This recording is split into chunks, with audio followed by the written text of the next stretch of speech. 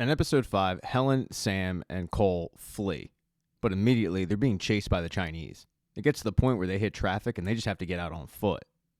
They flee into a mall just hoping that the crowd will distract the Chinese, and as they're doing so, they get a phone call from Williams. Because Ellen's place has been hit. The Clarks have found her. They're bogged down and it's not looking good. They need backup immediately.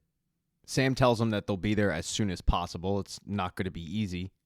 And then they run out of the mall, they hijack a cab, they get in that, and they head over to Williams' place. But once they arrive, it's too late. I mean, the whole place has been firebombed out.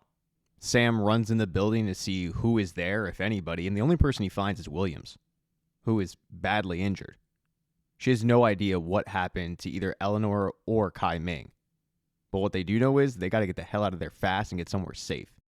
There's really only one place that any of them can think of, and that's Michael's. And even though Sam doesn't want to, he knows that that really is the only option. So reluctantly, he brings a bunch of trigger men, a bleeding victim. Yeah, he brings the whole gang over to Michael's. And credit to Michael, who in the middle of the night opens his door to these people. Sam starts to explain who everybody is. Hey, that guy's a CIA agent. That person over there, she's a trigger man. You can tell, though, by his face that Sam is truly embarrassed about having to do this. Not only is Michael hospitable, he actually goes and starts getting medicine for Williams, even though she's pretty rude. And as he's doing that, they get a phone call from the Clarks. It's a very simple message. Not only do they have Eleanor, they have Kai Ming. And if they don't hand over the recording device in 24 hours, then the Clarks will kill Eleanor and Kai Ming and not think twice about it. The big issue is no one has the recording device and they don't know where it is. They start trying to figure out exactly how they're going to handle this because they don't know where the recording device is. Sam suggests to just retrace the steps of Jason, but that's not going to be easy. Where would you start? And Helen feels like the only way that they can do this properly is to get Alex Clark in a room one-on-one. She knows that they need to get Alex Clark to this meeting, which means they're going to need to find Trent, and that's going to have to be Cole's job. After this little powwow, everybody needs time to kind of decompress. Sam goes in the bathroom, and Helen follows him in. It's there where she admits to him that she told Jason who she really was. While Sam thinks it was dumb, he is a good friend. He is kind of supportive about it. And to Jason's credit, when he found out she was a spy, he said, "Nothing you could say would make me not love you." Pretty good answer, finding out that your girlfriend is working for an organization that's stealing secrets from your government. This little chit-chat gets cut short, though, when she gets a phone call from her nanny saying, "You were supposed to be here a little while ago." It completely slipped Helen's mind, and Wallace was busy doing defense secretary stuff. They had an emergency meeting to discuss the recent attack on the U.S. Embassy, i.e. what Helen did. The Americans, though, believe that Cole Atwood, who's now missing, was taken by the Chinese, and the Chinese kind of just laughed that off. The mood in the room is extremely tense. And the Chinese representative reiterates that if they don't get compensation for their murdered ambassador, well, they'll have to retaliate. After the meeting, Wallace heads home. He actually gets home before Helen. And right away, Helen has to go into mom and wife mode. But the mood is different. After Danny planted that seed of infidelity in Wallace's head, he's just acting weird. Once the two are one-on-one, he starts asking her about the first night that they met in that hotel room and how much it meant to him. At one point asking her, "Do you have anything to tell me?" He doesn't come right out and say, "Did you have an affair?" but he might as well have. And she, playing the situation very cool, acts like she has no idea what he's talking about.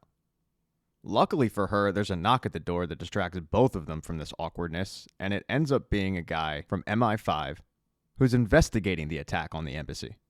He claims he's just going through the checklist of people that were in the building that day, and she just happened to be one of them, which is something that Wallace didn't know.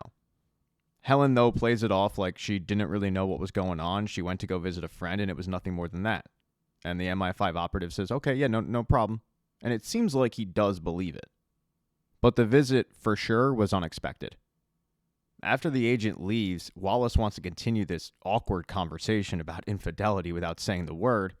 And I'm sure while Helen would love to, she got a phone call from Reed. She needs to head out.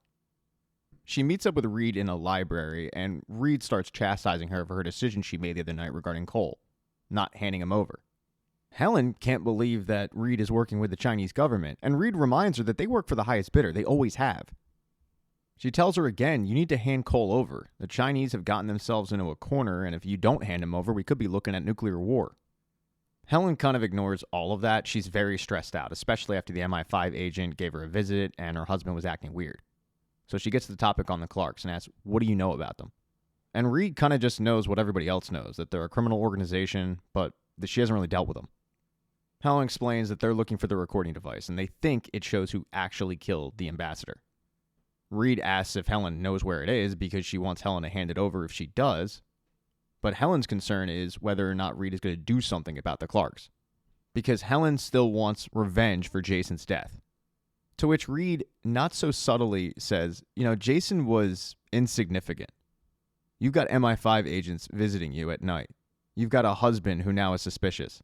Do you really want to risk a career or your life for a guy who is kind of insignificant? She then asks her, what did Jason know about you? And again, Helen says nothing, which is a lie. It's a lie that Reed clearly doesn't buy, because she reminds Helen that the number one rule in the Black Doves is, if you betray the organization, you don't just get pulled out, you get killed. Helen doesn't really like that threat, and she reminds Reed of the first meeting they had, telling her, I still have an exit strategy. My hand is still balled up into a fist ready to swing it. And then she storms out. While this meeting was taking place, news broke of Cole's involvement, or quasi-involvement, in the case. He's all over the news. On top of it, he can't get a hold of Trent, and everybody he calls is saying, yeah, we haven't heard from him in like 3 days. This has everybody over at Michael's freaking out. Tensions are high.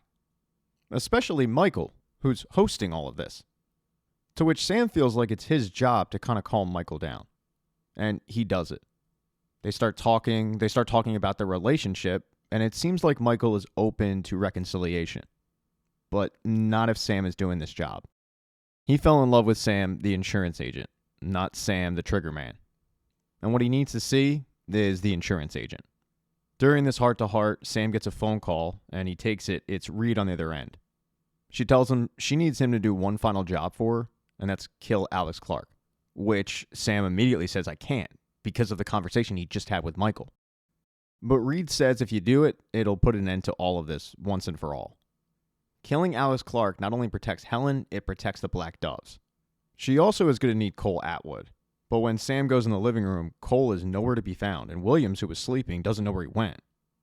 Sam tells Reed to give him the address, and then right before he heads out, he promises Michael that he will come back. He's just got to do this one final job. Of course, when he gets to that address and he starts looking for Alex Clark, he finds her, but Alex Clark's hitman finds him first. And he doesn't kill Sam, but Sam is now Alex Clark's prisoner. That means that the Clarks' deadline to hand over the recording device is still on, and they still haven't found it. But the next morning, Helen realizes where it might be. Remembering what Sam said about retracing the steps, she feels like it might be at the jewelry store where Jason bought her a birthday present. It was the same jewelry store that the other girl who was killed worked at, so Helen heads there. She knocks the guy out over the counter, she closes the door, she finds a safe, and sure enough, there is the recording device. But when she goes to leave, Danny walks in.